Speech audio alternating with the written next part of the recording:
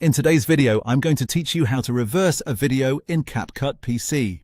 If you want to create a cool rewind effect, make an action moment feel more dramatic, or turn a simple clip into something funny and unexpected, reversing your video is one of the easiest edits you can do.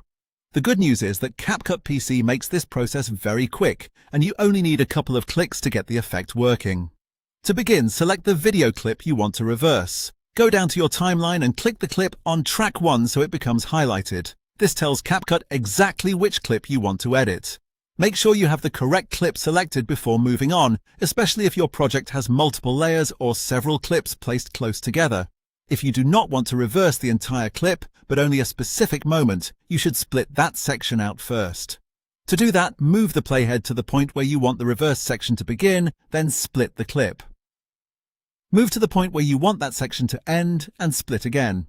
You can use Ctrl+B to make those cuts quickly. This is useful when you only want to reverse part of a movement, like a jump, a throw, or a reaction, while keeping the rest of the clip playing normally.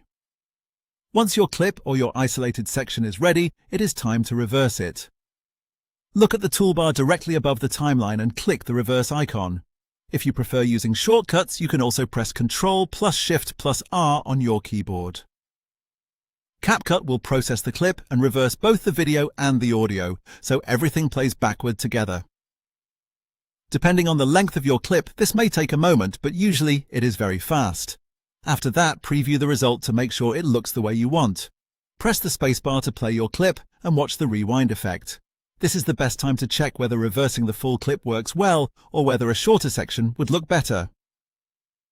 If you want to make the rewind feel even more dramatic, go to the speed panel in the top right area and adjust the playback speed.